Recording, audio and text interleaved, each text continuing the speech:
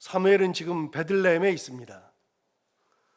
베들레헴에 가서 거기에서 많은 베들레헴의 장로들과 함께 제사를 드리고 있습니다. 제가 베들레헴이라고 하는 것을 굳이 말한 이유는 베들레헴은 다윗의 고향이기 때문에 그렇습니다. 어제도 말씀드린 것처럼 사울의 고향은 기브아였죠. 그래서 기브아에서 자기 고향에서 수도를 정하고 그리고 거기서 사울이 40년간 통치합니다. 사무엘의 고향은 베들레헴이었습니다. 그러면 베들레헴은 어떤 곳이냐? 예루살렘을 기점으로 해서 예루살렘에서 베들레헴은 5분, 차로 5분, 길면 10분 거리밖에 안 됩니다. 아주 가깝습니다. 예루살렘에서 가깝습니다. 그리고 기브아는 예루살렘으로부터 차로 한 15분, 그리고 베들레헴으로부터는 이렇게 베들레헴에서 가면은 한 5분에서 10분, 굉장히 가깝습니다. 그게 베들레헴이요, 그게 기브아죠. 사울은 자기 고향에서 수도를 정하고 40년간 통치했는데, 사실은 다윗도 자기 고향이 베들레헴이니까 베들레헴에다가 수도를 정하고 다스릴 수 있었을 겁니다. 그런데 다윗은 예루살렘에 수도를 정하고 거기서 다스리죠. 이유는 이제 후에 우리가 같이 그런 얘기 할 기회가 있겠습니다만, 이 다윗의 직업은 목동이었습니다. 오늘 양을 치고 있었잖아요. 목동은 여기저기를 다 다닙니다. 많은 곳을 다니죠. 그런데 자기 고향 베들레헴에서 예루살렘까지 양을 치러 갈 때에는 걸어서 1시간 정도밖에 안 걸리는 곳. 그러므로 사실 다윗이 어렸을 때부터 예루살렘에 많이 가봤을 겁니다. 거기에 산세도 보았고 거기에 가면은 수도를 정하기에 좋다는 것을 충분히 알았을 가능성이 있죠. 아무튼 그래서 예루살렘에 수도를 정하고 예루살렘이 이스라엘의 수도가 되지만 고향은 베들레헴입니다. 그러면 여러분, 여기서 우리가 하나 알 수 있는 게 있죠. 베들레헴이면 그러면 예수님의 고향이 어디인가? 예수님 고향도 베들레헴이죠. 왜요? 예수님은 누구 자손이요? 다윗의 자손. 그래서 신약 성경에 많은 병자들이 예수님 부를 때 누구 자손 예수요? 다윗의 자손 예수요. 다윗의 자손이죠. 그래서 예수님은 태어나길 어디서 태어나느냐? 베들레헴에서 태어납니다. 원래 예수님의 아버지 요셉과 어머니 마리아의 고향은 베들레헴이 아니라 저 북쪽 갈릴리 서쪽에 있는 나사렛이었습니다. 나사렛이 고향인데 그 나사렛에서 갑자기 황제 아구스도가 호적을 정하라. 그래서 호적 정리하러 하다 보니까 고향을 가야 호적을 정리하죠. 그래서 만삭인 아내 마리아를 데리고 호적 정리하러 고향 간 겁니다. 그래서 나사렛에서 호적 정리하러 고향에 가가지고 해산할 날이 되어서 해산하려고 하는데 그날따라 호적 정리하는 사람들이 많이 몰리니까 여관에 방이 없죠. 그래서 여관에 가서 아무리 두드려도 방이 없으니까 여관에 들어갈 수 없어서 결국 들어간 곳이 마굿간, 그리고 예수님 태어난 곳이 마굿간에서 말이 먹이를 먹는 구유에 태어나서 눕히게 되죠.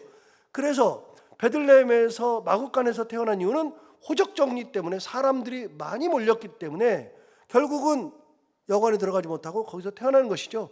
그래서 그 만삭의 아내도 어쩔 수 없이 호적을 정리하니까 결국 찾아간 곳이 베들레헴. 그래서 예수님도 베들레헴에서 태어나는 겁니다. 아무튼 베들레헴은 다윗의 고향입니다. 이세의 고향이죠. 이세는 다윗의 아버지니까요. 그래서 베들레헴으로 갔습니다. 베들레헴으로 가서 많은 장로들을 청하여서 여기서 제사를 드린다 하면서 그렇게 청할 때 이세의 가정도 청하게 된 겁니다. 이세는 거기 갈 이유가 없습니다. 제사에 갈 이유가 없죠. 그 제사에 청함 받은 사람들은 그 성읍에 장로들이니까요. 이새는 장로가 아닙니다. 그만큼 이새의 가문은 장로의 가문이 아닐 만큼 별 볼 일이 없는 그런 가문이었죠. 그럼에도 불구하고 이새의 가문을 청하였습니다. 하나님께서 이새의 가문을 부르게 하신 거니까요. 그래서 청하여서 그때 이새의 가문에 이새뿐만이 아니라 그의 자녀들이 제사를 드리기 위해서 그 자리에 간 겁니다. 다시요. 어제 말씀드린 것처럼 사무엘이 간 곳은 베들레헴의 이새의 집이 아닙니다. 이새의 집이 아니라 제사를 드리기 위한 공공장소였습니다. 그래서 제사를 드리기 위해서 많은 장로들이 함께 모였고 그 많은 장로들이 모인 가운데 이새도 그리고 그의 자녀들도 와가지고 같이 많은 사람들이 보는 앞에서 왕을 뽑는 겁니다. 그러니까 다윗은 이새의 집에서 아무도 모르게 다윗만 딱 보고 뽑았던 것이 아니라 베들레헴의 모든 장로들이 공인할 정도로 사람들 앞에서 뽑히게 되는 것이죠. 자, 그렇게 사람을 뽑을 때 드디어 이새의 자녀들이 한 명씩 지나가죠. 오늘 본문에 보면 6절에 보면 첫 번째 사람이 지나갑니다. 이새의 세 아들이 성경에 나오거든요. 그리고 마지막 아들 다윗도 나오지만 이새의 첫째, 둘째, 셋째 아들은 성경에 분명히 기록되어 있습니다. 이 아들들은 후에 골리앗과 싸움할 때도 이 아들들은 전부 다 전쟁터에 나가서 전쟁하는 아이들이 됩니다. 이 아들들이 전쟁터에 나갔다는 것은 이 아들들이 몇 살 이상이다? 20살 이상이다. 20살 이상만 전쟁에 나가는 군인이 될 수 있으니까요. 20살 밑은 못 나가니까요. 그래서 이세 아들이 8명인데 그 8명 중에 세 아들은 이미 20살이 넘었다. 그 세 아들의 이름이 기록되어 있습니다. 가장 먼저 오늘 보면 6절에 보면 첫 번째 아들이 지나가죠. 6절에 보면 이렇게 말합니다. 그들이 오매 사무엘이 엘리압을 보고 마음에 이르기를 여호와의 기름 부으실 자가 과연 주님 앞에 있도다 하였더니 그랬습니다. 여러분, 첫 번째 아들 엘리압이라는 아들이, 큰 아들이 지나갑니다. 딱 지나갈 때 사무엘이 딱 보니까 하나님의 기름 부으실 자가 여기 있도다. 사무엘이 보기에 너무나도 좋았던 겁니다. 대단해 보이는 겁니다. 흠잡을 데가 없어 보입니다. 하나님께서 말씀하시기를 내가 한 왕을 봐뒀다, 보았느니라. 이미 4절에서 얘기했잖아요. 보았느니라. 그래서 1절에서 얘기했잖아요. 내가 왕을 보았느니라. 하나님께서 왕을 봤대요. 봤다 그러는데 엘리압이 지나가니까 하나님이 봐둔 왕이 여기 있네 라고 생각할 정도의 왕감, 사무엘이 보기에 대단한 사람이었습니다. 여러분, 여기에서 보면 사무엘이 볼 때 엘리압은 그런 정도의 아들이었습니다. 그러면 사람이 보면 아느냐? 여러분, 단번에 보고 알 수 있는가? 여러분, 사람은 단번에 보고는 몰라요. 죽었다 깨어나도 단번에 보고는 몰라요. 그래서요, 놀랍게도 삼성에서 사람을 채용할 때 무슨 소문이 있었냐면요, 실제로 그랬다 그래요. 면접을 보는데 면접 들어오는 사람들을 쫙 앉혀요. 딱 앉히는데 1명에서 5명까지 앉히거든요. 쭉 앉혀요. 그래서 개인 면접을 보거나 집단 면접을 보는데 딱 앉힐 때 거기서 이거저걸 물어보잖아요. 면접 볼 때. 그러면은 업무에 관련해서도 묻고 뭐 이상한 것도 물어보면서 재치도 보고 다 하는데, 그렇게 물어볼 때 삼성에서는요, 누구를 앉혔냐면 관상가를 앉혔다 그러잖아요. 관상을 딱 본다 그랬잖아요. 관상을 딱 보니까 저 사람은 지식이 아무리 뛰어나도 저 사람은 회사를 배반할 사람이야. 관상에 써 있으면 안 뽑았잖아요. 그래서 여러분, 점수를 가장 크게 줄 수 있었던 사람이 관상가입니다. 관상가가 뜩 보고 눈이, 꼬리가 올라갔는지 내려갔는지, 입꼬리가 올라갔는지 내려갔는지, 이 선이 어디로 향했는지, 눈썹이 긴지, 이 앞골이 어떻게 생겼는지 그걸 딱 보고 관상가가 보고 결정했다 그러잖아요. 이 사람은 충성심이 있다. 그럼 그 사람이 맞아요? 관상가가 봐도 몰라요. 몰라요. 안 돼요. 요즘은요, 어떻게 뽑냐면요, 면접하기 전에 서류 심사 통과한 사람들을 놓고서 이만한 테스트지를 줘요. 심리검사 테스트를 줘요. 하도 이상한 애들이 많으니까. 심리검사를 해가지고 그걸 채점해가지고 심리가 건강한 아이들을 뽑아요. 별스럽게 다 해요. 그래도 안 되니까요. 검증이 안 되니까 요즘은 아예 그냥, 옛날에는 정규직으로 바로 뽑았는데 요즘은 정규직으로 안 뽑잖아요. 어떻게 뽑아요?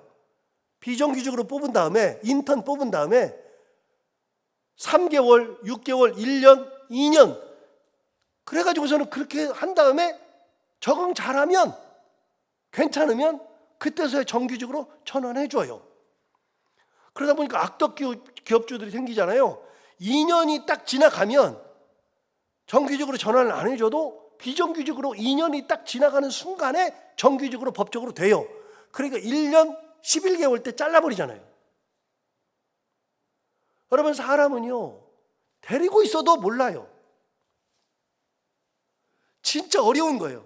여러분, 담임 목사 뽑는 제도가, 우리나라의 제도가 진짜 도박과 같아요. 왜 담임 목사 뽑는 게 도박과 같으냐면, 저도 뭐 그렇게 해서 이 교회 담임 목사가 됐지만, 여러분, 담임 목사를 뽑을 때 어떻게 뽑아요? 공고를 낸다고요. 공고를 내면 거기에서 그걸 보고 목사들이 담임 목사 지원을 해요. 그럼 그 지원서들이 이력서들이 왔잖아요. 거기 보면은 뭐 이력서뿐만이 아니라 자기소개서, 목회 계획서, 뭐 이런 거 쭉 해가지고 와요. 그런 걸 쭉 본 다음에 우리 교회에서 담임 목사 그 서류만 가지고서 판별할 수 있도록 위원들을 뽑잖아요. 그 위원들이 그걸 보고서 서류를 출연해요. 출연한 다음에 3명을 뽑아가지고 3명을 설교를 시킨 다음에 그 설교를 듣고 성도들이 듣는 다음에 투표하잖아요. 그래가지고 뽑잖아요. 저도 그렇게 뽑았으니까. 여러분, 이게 얼마나 도박 같으냐면요, 여러분, 한 번 설교를 듣고 어떻게 아냐고요. 도박이에요, 도박. 한 번 설교 듣고 몰라요. 여러분, 서류 그거요 잘 만들기 위해 가지고 목사들이 얼마나 심혈을 기울이는지 아세요? 진짜 그거 쓰려고 진짜 몇 달 걸려서 써요. 그럼 그 사람의 성품이 나와요, 거기에? 성품을 몰라요. 설교 한 번 듣고 설교를 잘한다고요? 여러분, 설교 한 번 잘할 수 있는 거는요, 누구든지 다 웬만하면 다 잘해요. 그리고 올 때요, 설교 자기가 잘하는 걸 들고 와요. 안 그래요? 생판 처음 준비해가지고 오지 않아요. 이미 어느 정도 검증된 설교를 들고 온다고요. 그래가지고 담임 목사를 뽑아요.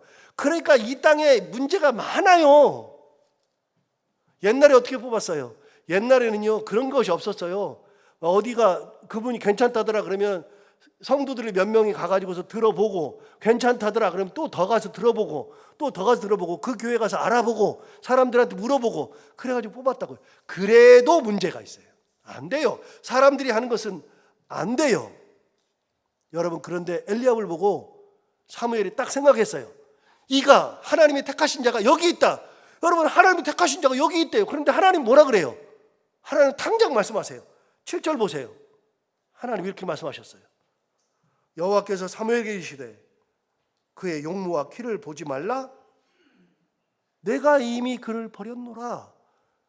여러분, 사무엘이 본 게 뭐였어요? 용모와 키를 봤잖아요. 사무엘은 용모와 키를 봤잖아요.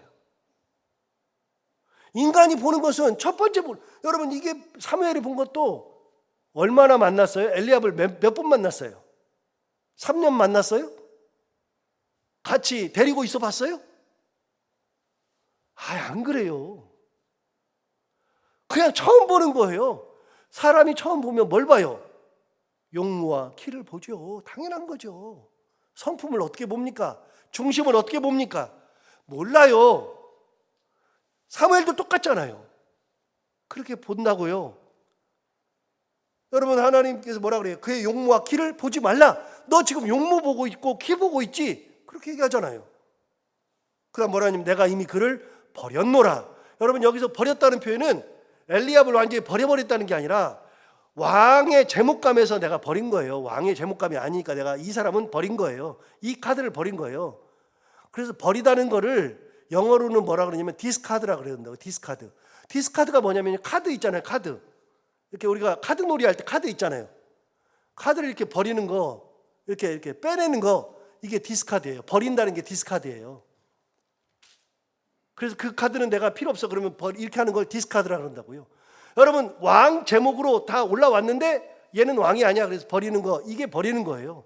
사람을 버리는 게 아니고요. 제목감에서 버린다 그 말이죠. 자, 하나님은 이미 그를 제목감에서 버렸어요. 너 왜 용모와 키를 봐? 하나님 뭐라 그러세요? 이렇게 말씀하셨어요. 하반절 보세요. 내가 보는 것은 사람과 같지 아니하니 사람은 외모를 보거니와 나 여호와는 뭘 본다고요? 중심을 보느니라. 유명한 말을 남겼잖아요, 하나님께서.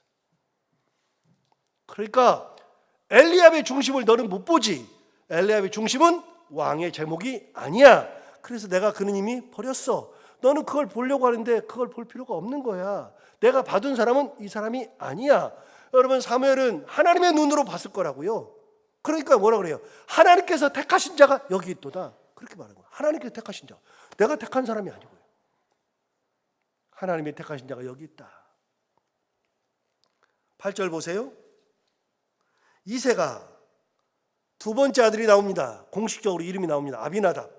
아비나답을 불러 사무엘 앞을 지나가게 하매 사무엘이 이르되 이도 여호와께서 택하지 아니하셨느니라. 엘리압이 지나가는데 하나님이 아무 말씀 안 하세요. 그러니까 하나님 택하지 않았다. 자, 세 번째 아들 삼마가 지나갑니다. 9절 보십시오. 이새가 삼마로 지나가게 하매 사무엘이 이르되 이도 여호와께서 택하지 아니하셨느니라 하니라. 삼마가 지나가는데도 하나님 말씀 없으세요. 그 20살 넘은 새 아들이 지나갔습니다. 20살 넘은 새 아들이 지나가는데 아무도 대답을 안 해요. 자, 그 다음 볼까요? 10절 보세요.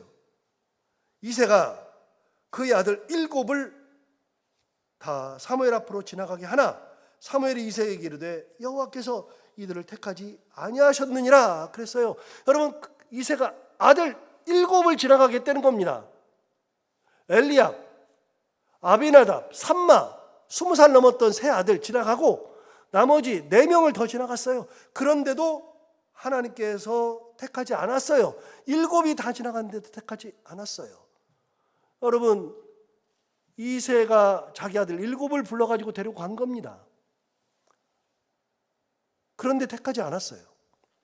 11절 보세요. 또 사무엘이 이새에게 이르되 내 아들들이 다 여기 있느냐? 이새가 이르되 아직 막내가 남았는데 그는 양을 지키나이다.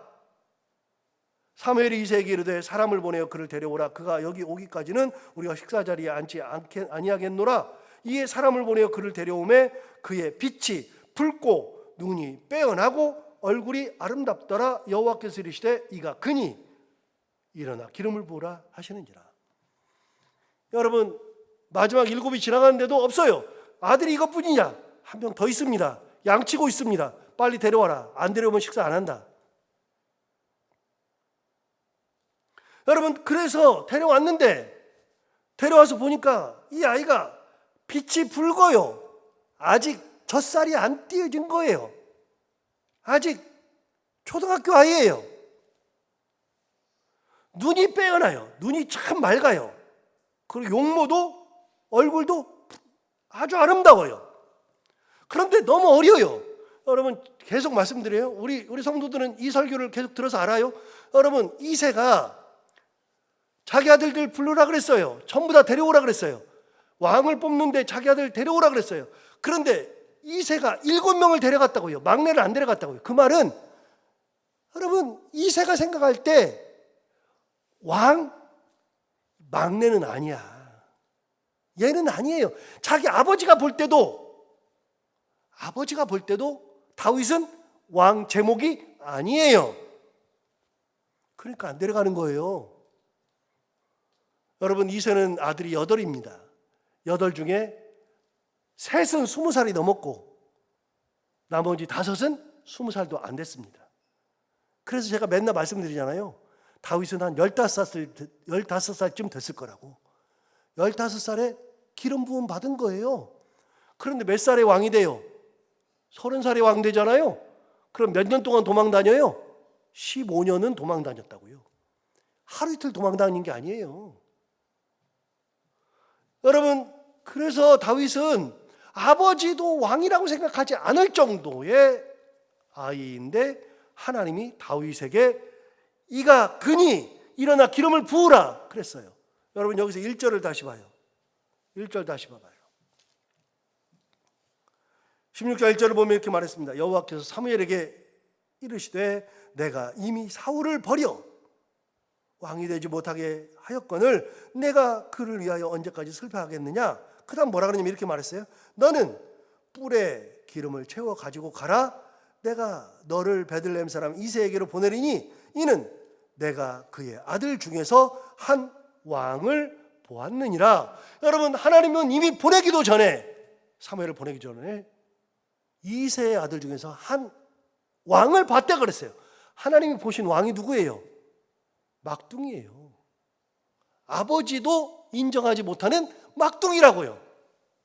여러분, 하나님의 선택하심은 우리랑은 달라요.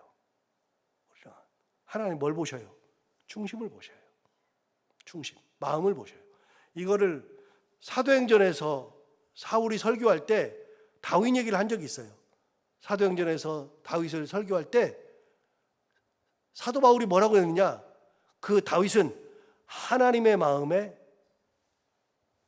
맞는 사람이다 그랬어요. 마음에 딱 맞다.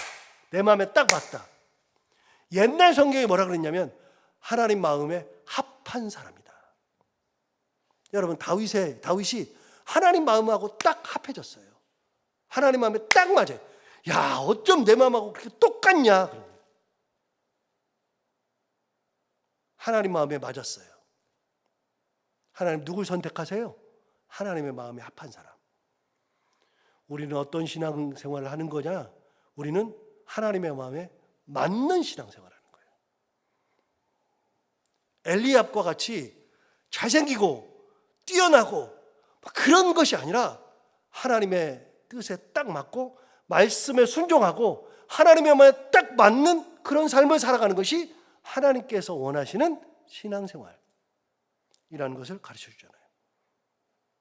그래서 그 8째 데려오라. 그래서 너 빨리 일어나. 이가 그니 일어나 기름을 부으라 그랬어요. 13절 보세요. 마지막 절 이렇게 말했어요. 사무엘이 기름 뿔병을 가져다가 그의 형제 중에서 그에게 부었더니 이날 이후로 다윗이 여호와의 영에게 크게 감동되니라. 그리고 나서 사무엘이 떠나 라마로 가니라. 자기 고향으로 돌아간 겁니다. 그날 이후, 자, 기름을 부은 이후에 하나님의 영에게 크게 감동되어서 이제 왕으로 성장하게 되는 거죠. 오늘 본문, 귀한 본문에서 가르쳐 주는 게 뭐냐? 우리는 하나님 앞에서 하나님과 마음이 합해야 되는 거다. 하나님 마음에 딱 맞는 삶, 그런 신앙생활을 할 수 있는 우리 모두가 다 되기를 바랍니다. 기도하겠습니다. 하나님 아버지, 오늘 귀한 말씀으로 깨우쳐서 감사합니다. 다윗을 봤을 때는 아직 젖살이 빠지지 않은 초등학교 어린 아이와 같습니다. 이제 12살이 되었을까? 13살 되었을까? 14살이 되었을까? 혹은 15살이 되었을까? 우리는 알지도 못하는 나이, 아주 어린 나이인 다윗을 하나님께서 택하신 것은 하나님의 마음에 딱 맞기 때문이라는 것을 다시 한번 생각하게 됩니다. 하나님 아버지, 우리가 신앙생활하면서 다윗과 같은 그런 신앙생활하기를 결단하면서 우리도 하나님의 마음에 꼭 합하고 말씀대로 순종하고 말씀 가지고 살아가며 하나님의 뜻이 무엇이든 그 뜻에 순종하여 하나님 앞에 나아갈 수 있는 그런 삶을 살아가는 저희들이 다 되게 하여 주옵소서. 하나님 아버지, 오늘도 하루를 살아갈 때 이 말씀을 기억하며 살게 하여 주옵시고 이 말씀이 우리 가운데 힘이 되기를 원하며 오늘 아침에도 이렇게 새벽에 기도하러 나온 사랑하는 성도들 기도를 들어 응답하여 주옵시고 오늘도 해야 되는 것들 기쁨으로 잘 감당하고 만나는 분들과 함께 웃고 행복한 하루가 되게 하여 주옵소서. 감사하며 예수님 이름으로 기도하옵나이다.